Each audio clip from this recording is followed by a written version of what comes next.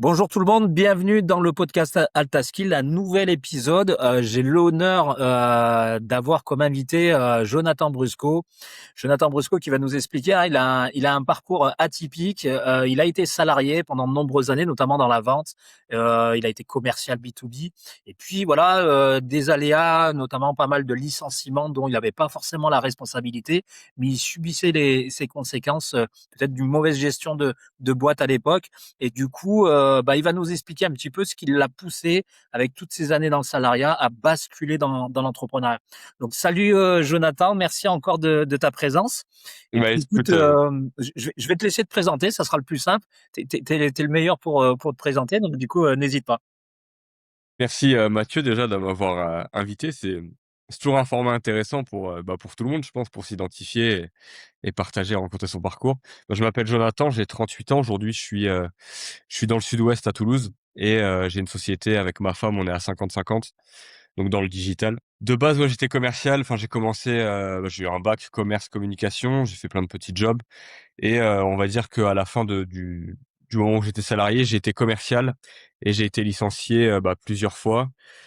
Voilà, dernier arrivé et premier parti comme on dit et souvent c'était, voilà des rachats de sociétés ou des groupes qui rachetaient la société où j'étais et voilà est arrivé, comme tout le monde le confinement et en fait je cherchais un énième CDI et mon frère a eu une phrase assez qui m'a assez, choqué on va dire, mais dans le bon sens. Il m'a dit: «Le problème, c'est que tu fais toujours les mêmes actions et tu as toujours les mêmes résultats, donc il m'a dit: «Peut-être que le salariat n'est plus fait pour toi» et du coup, j'ai commencé à lire, des livres sur l'entrepreneuriat, notamment, Napoléon Hill, les lois du succès et petit à petit, je me suis dit voilà, je me suis fait un plan, en fait. Je me suis dit: «Je cherche un dernier CDI, je j'achète un bien et je me lance dans l'entrepreneuriat» et c'est ce que j'ai fait. OK, super. Et on sait tous, hein, des fois quand on passe à l'action, quand on lance dans l'entrepreneuriat, des fois, il y a notre entourage qui est pour, des fois, certains comprennent pas nos réactions. Toi, bon, là, tu m'as parlé un petit peu de la réaction de ton frère, c'est un peu lui qui a été le déclic. Le reste de ton entourage, ils l'ont pris comment cette décision?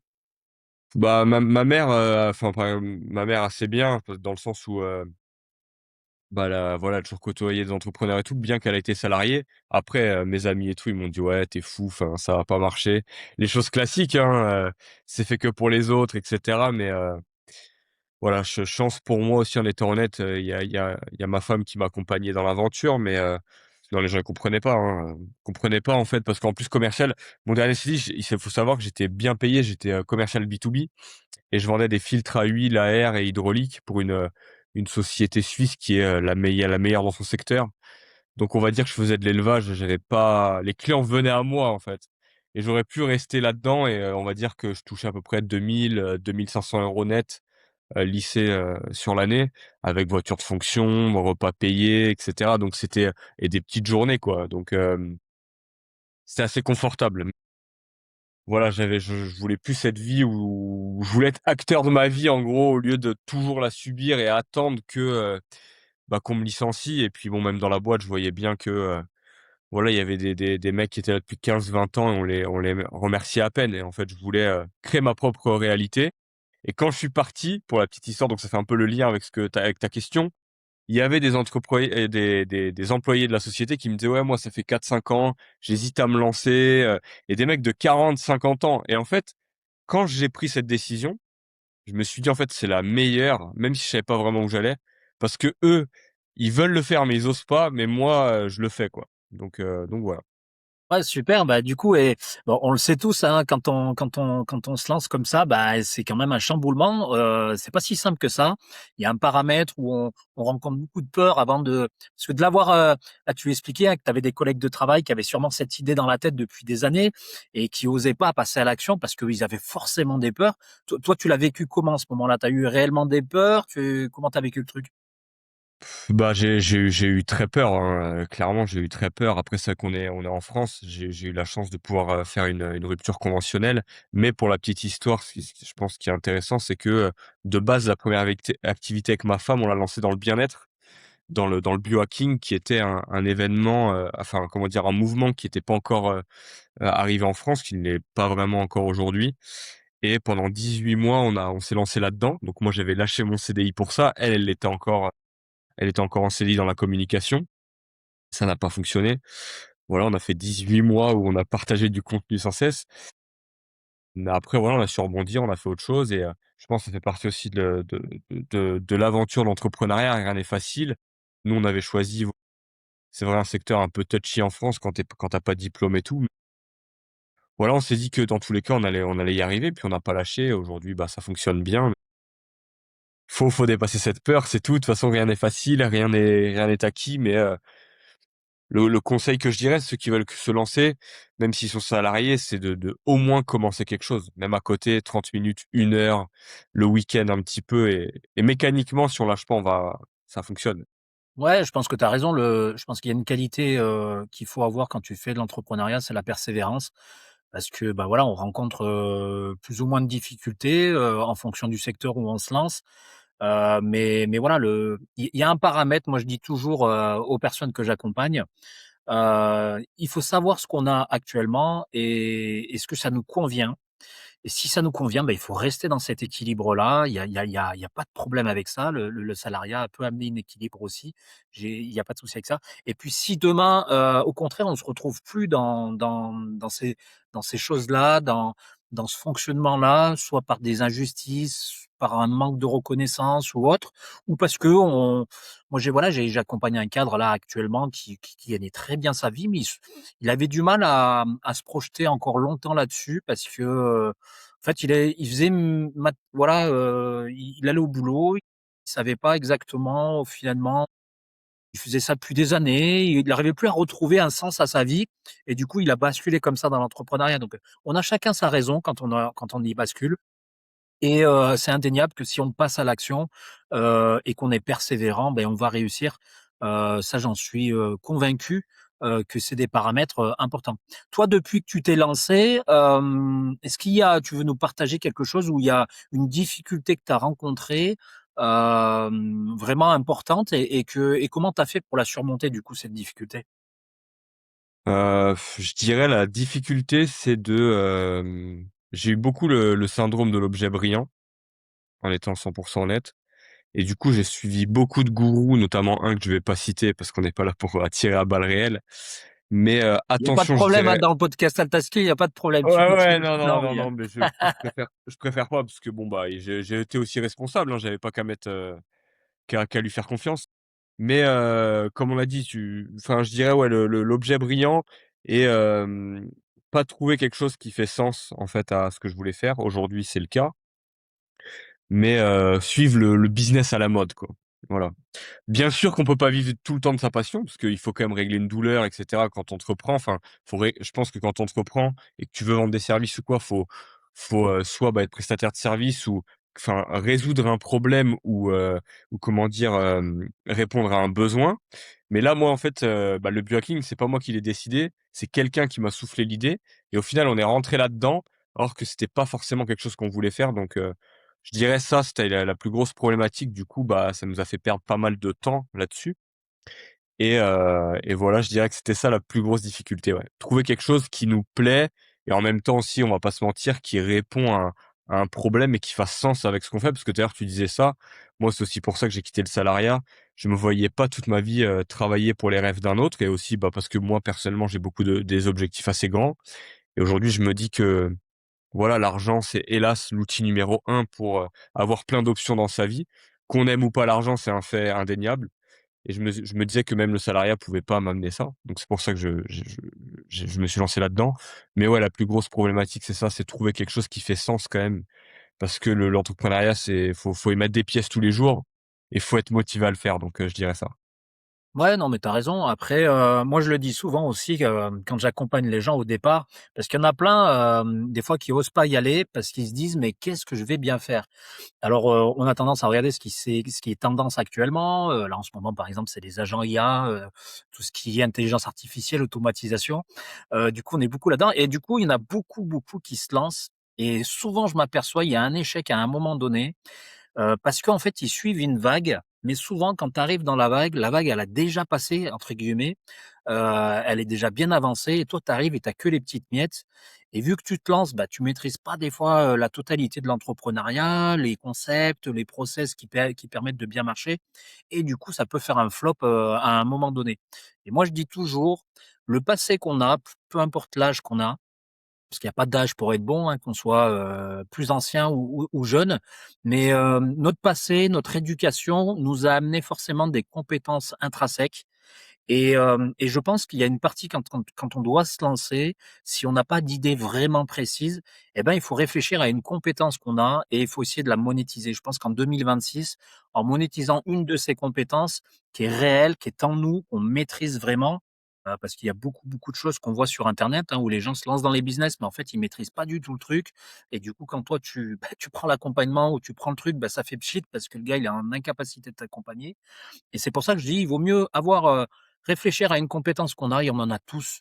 On a tous des compétences, comme je dis, hein, soit, via notre activité professionnelle passée, soit via, nos études, soit via notre éducation, ou les parcours de vie, des fois les parta j'accompagne une personne, par exemple, qui a eu 3 séparations dans sa vie, qui lui a pesé et en fait, elle aujourd'hui, elle propose un accompagnement, alors pas pour éviter la séparation, mais pour accompagner les gens à s'en sortir quand ils vivent ce genre de problématique et elle a tellement vécu le truc, au plus profond d'elle, qu'elle est en capacité à accompagner des personnes et à aider des personnes à s'en sortir.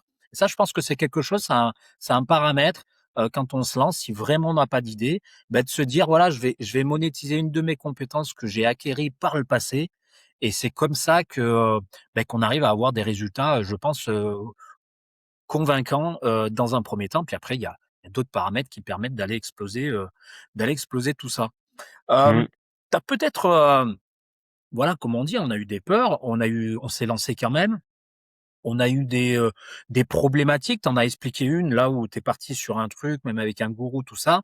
Est-ce qu'à un moment donné, tu t'es dit: «Bon, bah, bon allez, j'ai tenté, j'ai essayé de me lancer, finalement c'est peut-être pas fait pour moi, je vais retourner dans le salariat» et qu'est-ce qui t'a fait dire qu'au final, non, il faut que je reste dans l'entrepreneuriat? Je dirais il y a la bah, j'ai pas honte, hein, de le dire moi, la fierté, l'ego franchement, je pense que l'ego, ça nous drive plus qu'on le pense. Alors l'ego peut être, utilisé à bon escient ou ça dépend comment on le voit, mais, non l'ego et puis, non j'ai toujours enfin, ça va te paraître très hautain ce que je veux dire, mais j'ai toujours eu ce que je voulais, peu importe, le temps que ça me prenait et je pense que l'entrepreneuriat, ça c'est quelque chose qui est intéressant aussi pour ceux qui nous écoutent, qui veulent se lancer.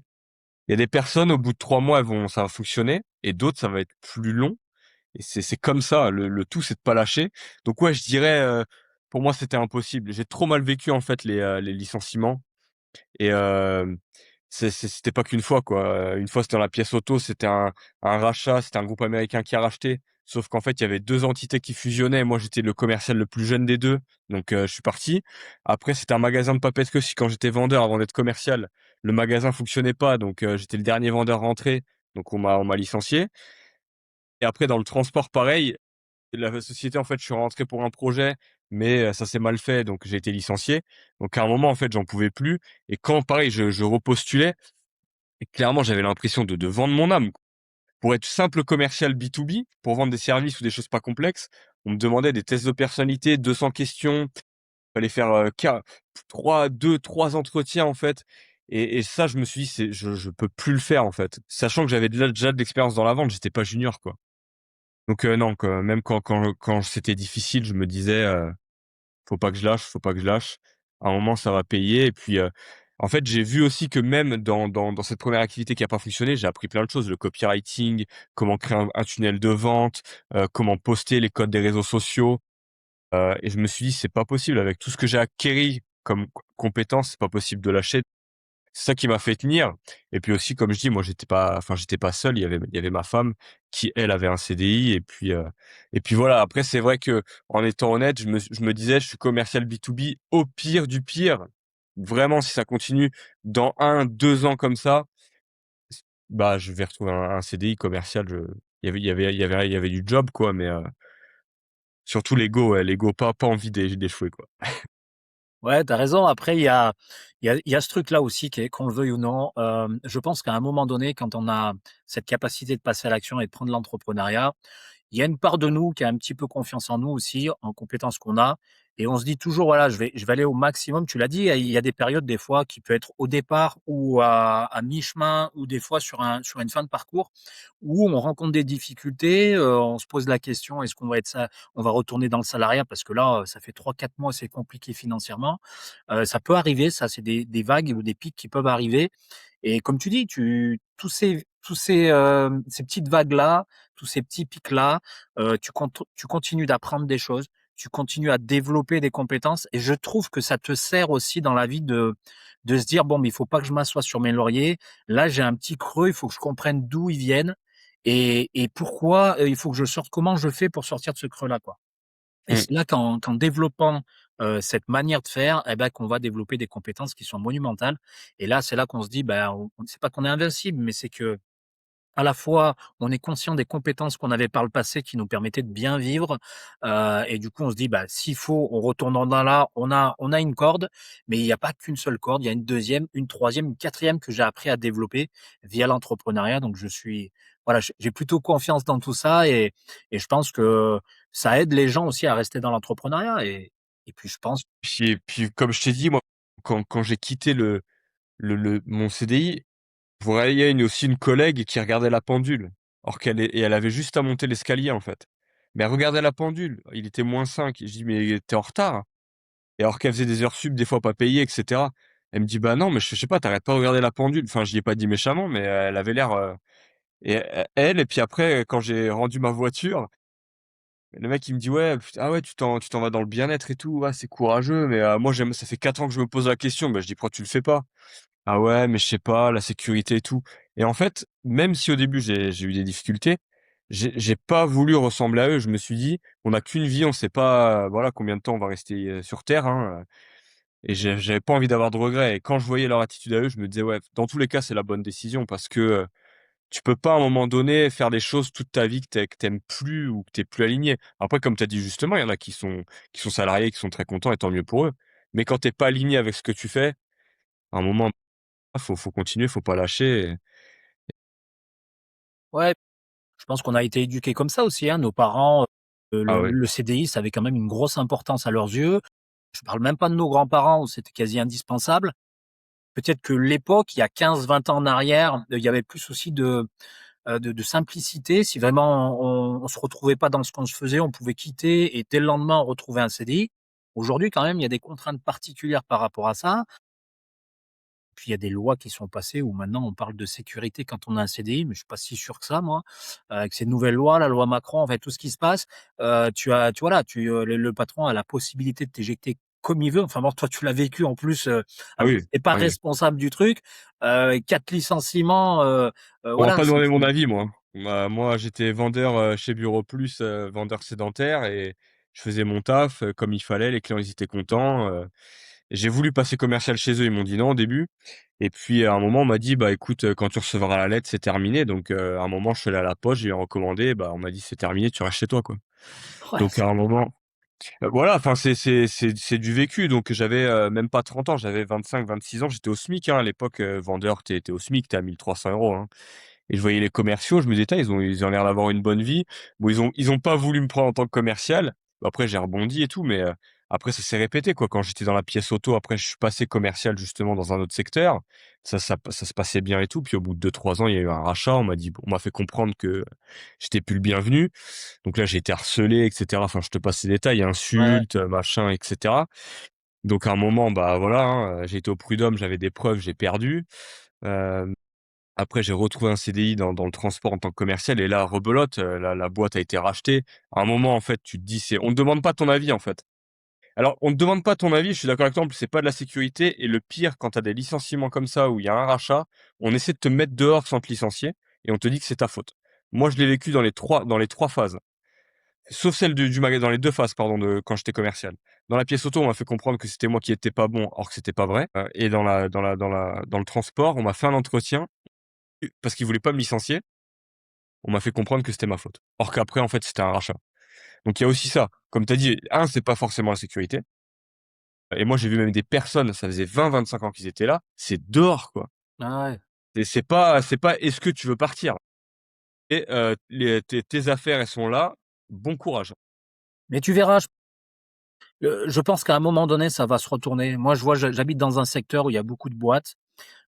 Les mecs, ils trouvent plus de salariés. Je suis Ils sont d'accord. obligés de prendre des Bah oui. Philippins, ils sont obligés d'aller embaucher des Cubains, ils sont obligés de faire venir du monde de l'extérieur, ils trouvent plus et les gens disent: «Oui, les Français sont feignants». Non, les Français sont il y a pas que des feignants, c'est une minorité sûrement. Il doit y en avoir, ça existe. Mais aujourd'hui, la vérité, c'est que des partages d'expériences comme tu es en train de nous décrire, Jonathan et franchement, tu as eu un courage fou de pouvoir, de persister tout ça, alors que tu avais aucune responsabilité dans ce qui t'est arrivé.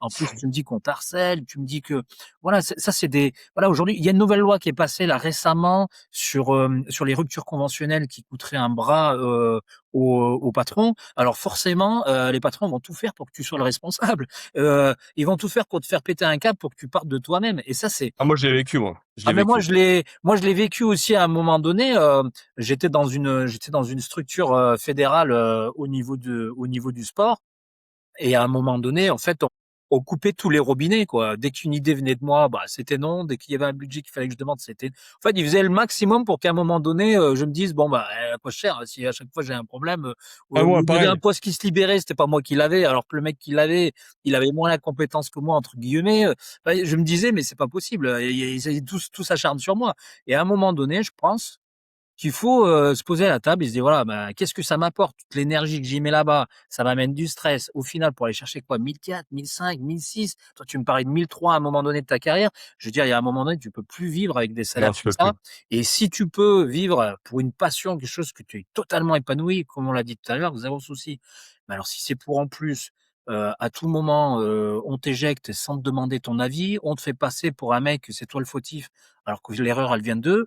Bon, là, on rentre dans des schémas Ah ouais, ouais. cataclysmiques. Moi, je le dis, il faut pas avoir de honte de se dire et je crois qu'on le sait aujourd'hui, de plus en plus de gens le savent, c'est pour ça qu'il va y avoir un retour de la manivelle. Les gens s'aperçoivent que maintenant, un CDI ou un contrat, c'est plus une sécurité. Ils s'aperçoivent que les gens, ils s'ouvrent les yeux, on enrichit des gens et nous, on trime tous les mois. Ça, c'est la réalité aussi du salariat. Il y en a qui s'en mettent plein les poches, hein, mais nous, on est en bas de l'échelle et quand on va demander une augmentation, il faut prier. Quand on nous donne 10 € par mois, il faut faire 10 heures de plus par semaine parce qu'on nous a donné une augmentation. Enfin, ouais, c'est aujourd'hui, les gens, je pense qu'ils sont en train de se réveiller et puis surtout, je pense que l'après Covid a fait un truc, les gens ils se sont aperçus des choses.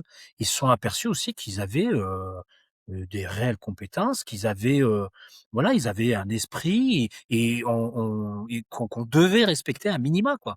Et je pense que ça c'est en train de voilà, il y a un arbre qui s'est fait secouer et les feuilles sont en train de tomber et les gens sont en train de prendre leur envol. C'est la réalité, moi, que je vis au quotidien parce que j'aide des salariés bah, qui veulent passer ce cap-là, à qui se retrouvent pas seuls et qu'ils arrivent, à le plus rapidement possible à réaliser leurs objectifs et je m'aperçois qu'en fait, en fait, aujourd'hui, mon agenda, il se remplit, mais alors qu'il y a 7 8 mois en arrière, c'était moins flagrant. Il y a 2 ans en arrière, c'était encore moins flagrant.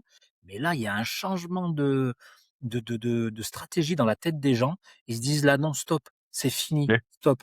mais le pire, c'est que tu vois, on était avec des amis qui sont, chez Airbus à Toulouse.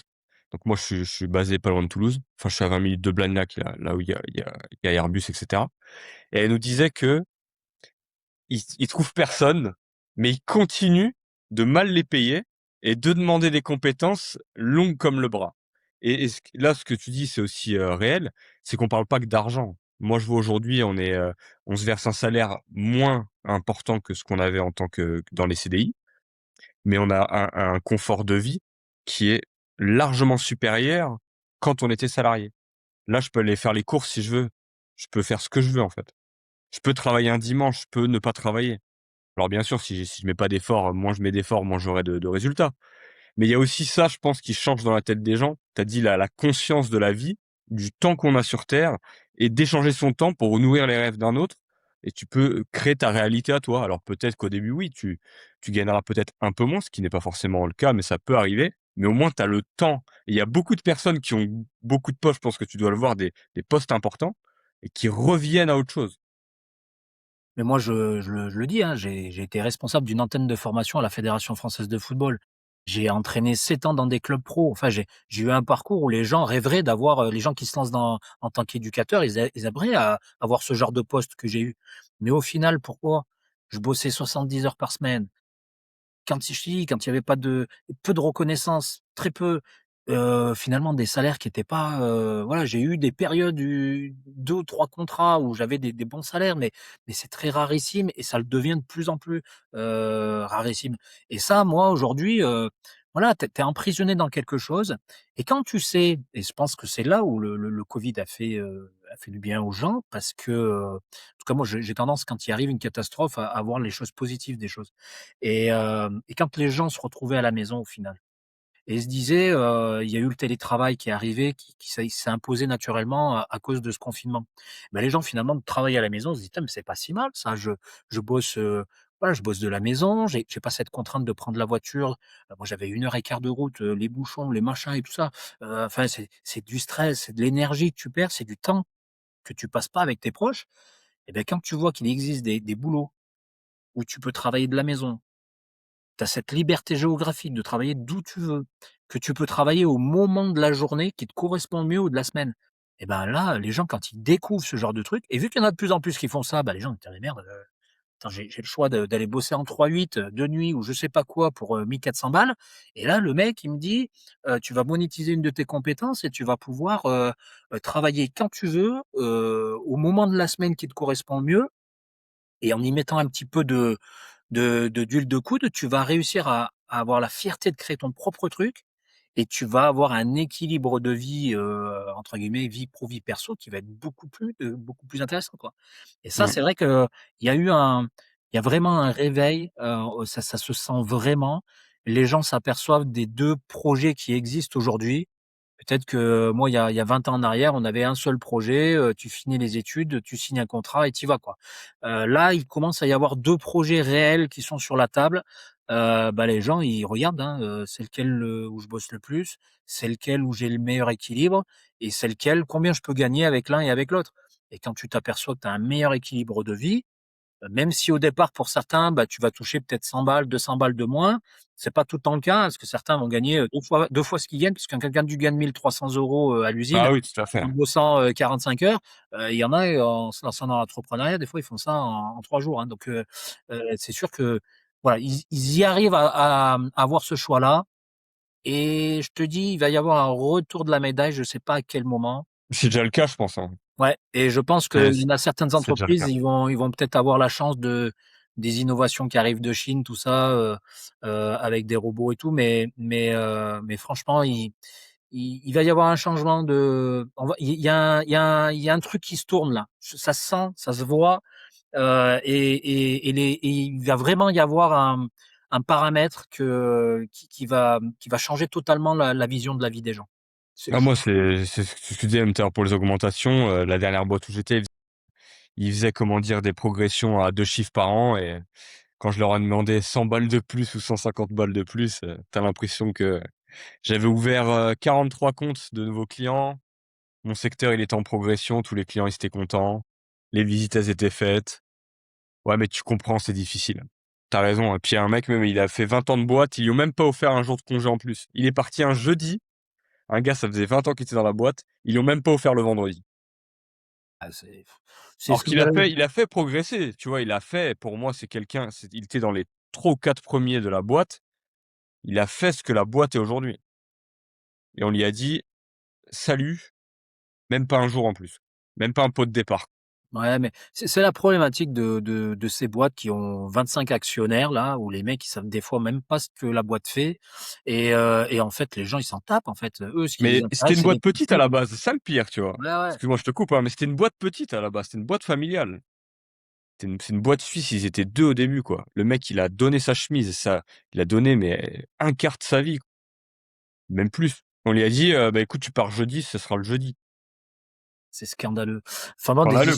non mais des histoires comme la tienne, moi tu enfin chaque semaine j'en raconte une, enfin beaucoup de gens me racontent ce genre de Donc à un moment, problématique. je pense que les gens, ils en ont marre et tu as raison. On va vers quelque chose qui va pas être marrant pour les employeurs, je pense. Ah ouais, ouais, il va Et me les et les moi je le vois employés déjà, qui hein. ouais, bah, oui, Dans les comme tu dis, les personnes qui vraiment se responsabilisent et veulent se lancer, peu importe leurs objectifs, vont être les gagnants et moi je le vois même, je te dis, mes amis là, ils sont dans un secteur qui tourne à plein régime. Il y a énormément de demandes, énormément de travail, ils trouvent personne. Parce qu'ils veulent les payer une misère, ils veulent les payer, comme tu disais tout à l'heure, 1 300, 1 400 avec des compétences plus longues que le bras. Ils veulent le mouton à 5 pattes, le temps en plus qu'ils recrutent et cetera, ça met toujours 100 ans et puis au final, ils trouvent personne donc je suis d'accord avec toi à 100. Ouais, mais tu l'as dit. Et puis je t'ai dit aujourd'hui, la problématique qu'ils rencontrent, c'est que les gens, ils ont 2 choix, 2 choix réels. Avant, on en avait peut-être qu'un, on y allait et puis on bricolait, mais là, ils ont 2 choix. Bah, les gars, quand ils ont 2 choix sur la table, bah, tu vas prendre celui qui te correspond le mieux ou qui te paraît le plus logique, quoi, et dans tous les domaines, que ça soit l'équilibre de vie, que ça soit le salaire, que ça soit tout ça, quoi. Et c'est plus comme avant, avant nos je pense que pour finir sur ça, nos parents, avaient, plus de facilité à augmenter en termes de salaire et de statut dans une société. Aujourd'hui, c'est plus comme ça, quoi. Là, c'est très compliqué quand tu es en bas de l'échelle dans une entreprise ou comme tu as dit tout à l'heure, si tu veux monter, va falloir que tu sacrifies encore plus de temps, que tu aies encore plus de stress. Avant, c'était pas comme ça. Avant et le pouvoir d'achat était quand même plus gros. Tu pouvais avoir une maison principale, une maison secondaire aujourd'hui. Moi, on avait un salaire correct avec ma femme. Enfin, c'était même avoir une résidence principale et secondaire, c'est impossible. Enfin, c'était clairement pas possible. Donc, c'est plus pareil, quoi. Non, mais tu as raison, 100 raison. On a parlé des choses qui fâchent, on a parlé des peurs, on a parlé de ces problématiques-là et je pense que c'est important. Moi, je le dis toujours dans le podcast, il faut pas dire que la lumière de l'entrepreneuriat, il faut aussi dire, toutes ces difficultés qu'on rencontre et pourquoi on a basculé là aussi, les difficultés du salariat, tout ça. Mais passons quand même à une étape où voilà, si on est encore là aujourd'hui, c'est qu'il y a quelques victoires quand même. Comment tu as vécu, quand tu as construit ton projet, d'entrepreneur? Comment tu as vécu cette première vente? On sait que c'est alléchant, on sait que c'est oh, putain, on le temps que c'est pas arrivé, on se dit: «Mais est-ce que c'est possible? Est-ce que c'est fait pour moi? Est-ce que je vais y arriver?» Mais le jour où elle arrive, celle-ci là, elle est exceptionnelle. Comment toi tu l'as vécu? Partage-nous ça. Alors, c'était quand même dans le bien-être parce qu'on a fait quand même du chiffre, même si c'était pas ce qu'on espérait. On était au lit avec ma femme et on a vu, la notif Stripe que beaucoup connaissent, hein. C'était une première vente, je crois à 27 € pour te dire, c'était pas grand-chose, hein. Mais on s'est dit: «Ouais, non, c'était incroyable». Incroyable parce que tu dis que c'est là, tu le matérialises, en fait. Tu te dis: «OK, c'est possible». C'est possible et je vais revenir sur ce que tu as dit tout à l'heure, on nous a appris qu'il y avait qu'une voie. Nous, je pense qu'on fait partie de la génération justement où on est entre, les 2 choix, le salariat et l'entrepreneuriat et là, je me suis dit: «OK, en fait, il y a une autre voie qui existe, c'est réel, quoi». Donc c'était incroyable. Je me suis dit là, en fait, quand on a vu la notif, même si c'était que 27 €, on avait fait, je crois, une soirée à 200 € pour un lancement d'un programme sur la productivité, c'était. Heu, on s'est dit: «Ouais, que c'était incroyable». Franchement incroyable de se dire qu'on pouvait faire de l'argent autrement que par le salariat.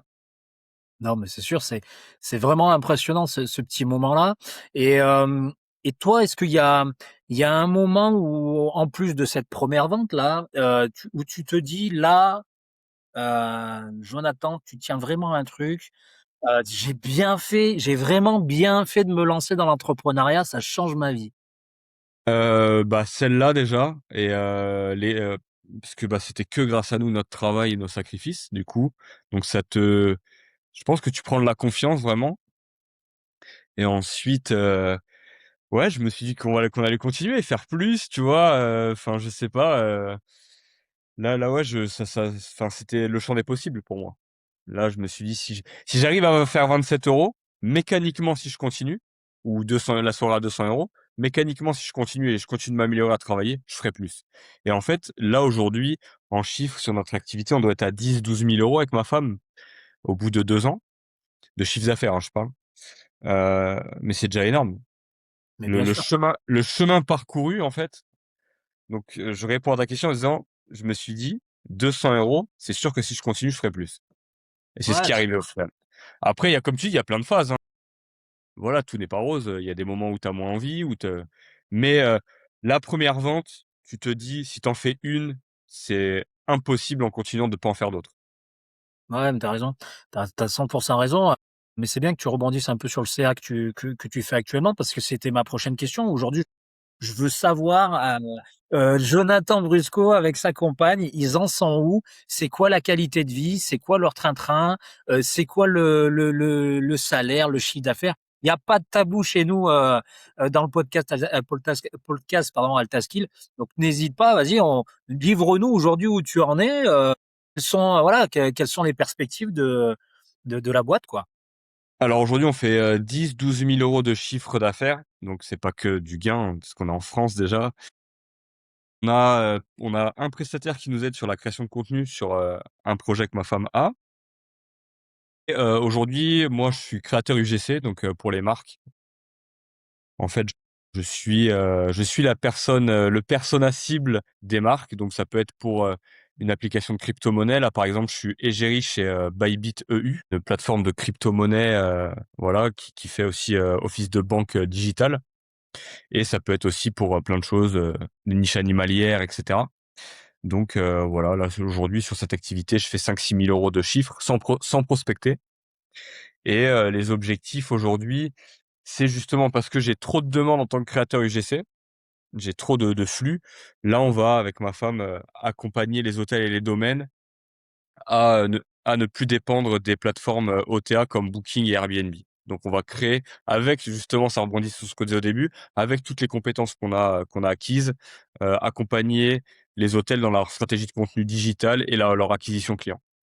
Voilà. OK, Et super. en termes de salaire, pour continuer sur cette question-là, nous, on réfléchit en système, donc on a décidé de se verser, juste un salaire pour, voilà, on va dire, payer les charges de la maison.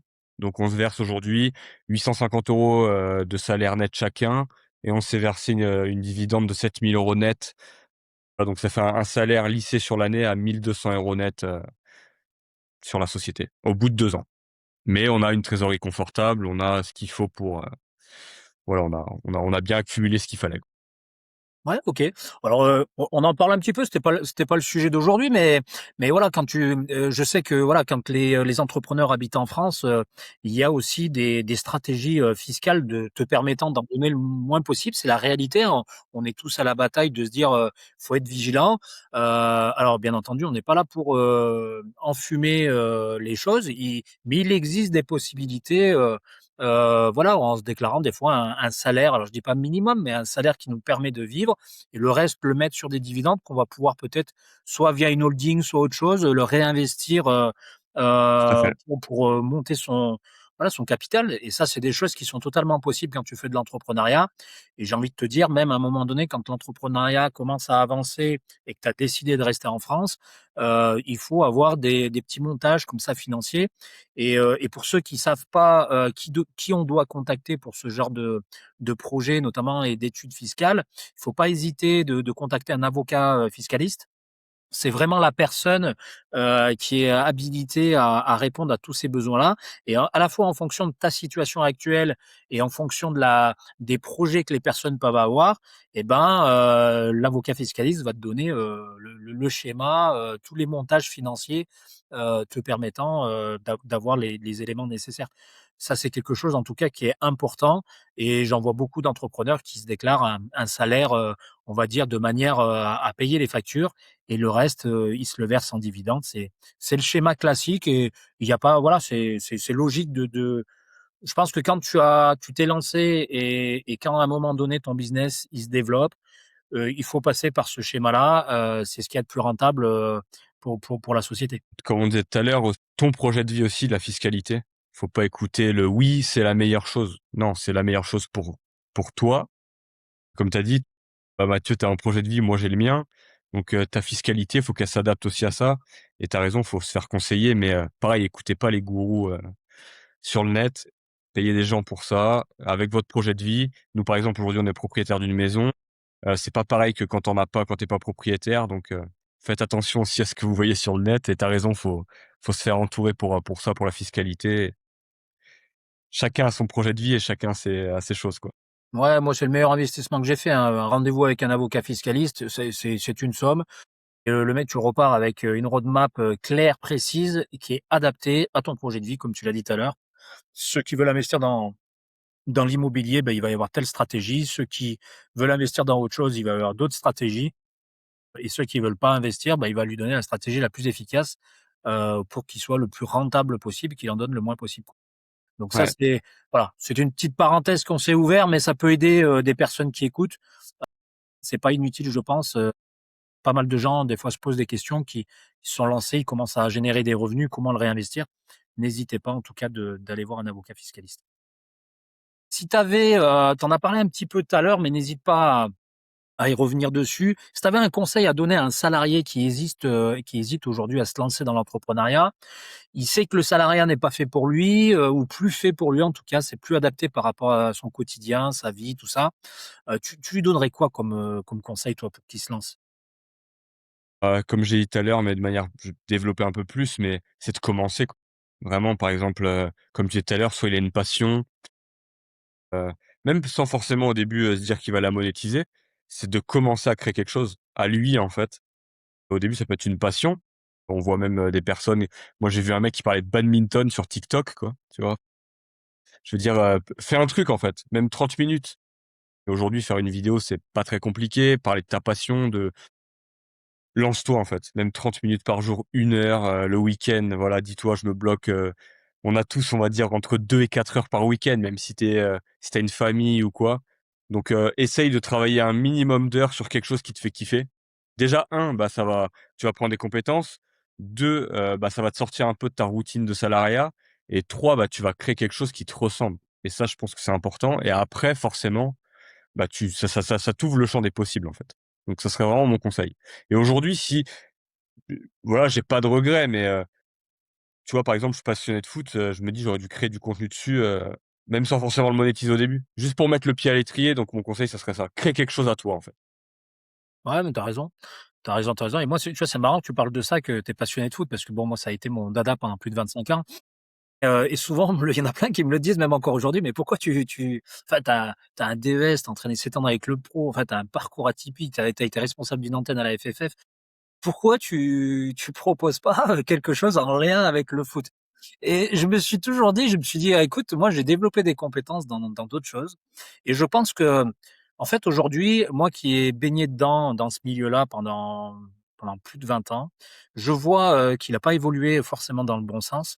Aujourd'hui, il y a une crise économique qui arrive dans les clubs. On l'a senti là avec la DNCG, dans les clubs pro, c'est indéniable et elle arrive là. Il va y avoir un pic qui redescend dans les clubs amateurs prochainement et je pense que c'était déjà compliqué d'être salarié dans une structure, de bosser là-dedans.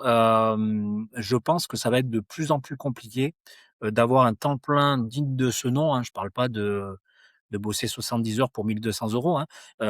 Un temps plein digne de ce nom, ça va être de plus en plus compliqué dans les clubs et je pense que quelqu'un qui a été, dans le sport, quelqu'un qui a pu même pratiquer, qui a eu des postes à responsabilité, responsable technique ou autre, ou qui a coaché une équipe ou un joueur à un moment donné dans sa vie, il a développé une compétence qu'il s'imagine même pas et franchement, tu parlais de passer le cap, bah, moi je vous le dis tout de suite, n'hésitez pas, vous avez bossé dans le sport, vous avez forcément une compétence et pourquoi moi je j'aide pas les éducateurs à aller le plus haut possible, je propose pas du contenu de ça parce que je sais que c'est un milieu qui est très compliqué. Je sais que c'est un milieu, même si tu as énormément de compétences, ta réussite dépendra de paramètres que tu ne maîtrises pas et il y a plus de paramètres que tu maîtrises pas que ceux que tu maîtrises il y a aussi du piston, il y a aussi, la carrière que tu as eue, il y a aussi plein, plein, plein, plein, plein de choses qui fait que je me voyais mal proposer un truc où j'allais aider des éducateurs à structurer, leur formation. Je me voyais mal faire ça, parce que je sais que c'est très compliqué d'y arriver dans ce milieu-là et je pense que j'aurais pas c'est pas que j'aurais pas pu me voir dans la glace, je pense que j'aurais pu apporter quelque chose à la personne, mais je me vois je sais pas, j'avais du mal à me dire, je vais les pousser à faire un truc que moi j'ai quitté le truc.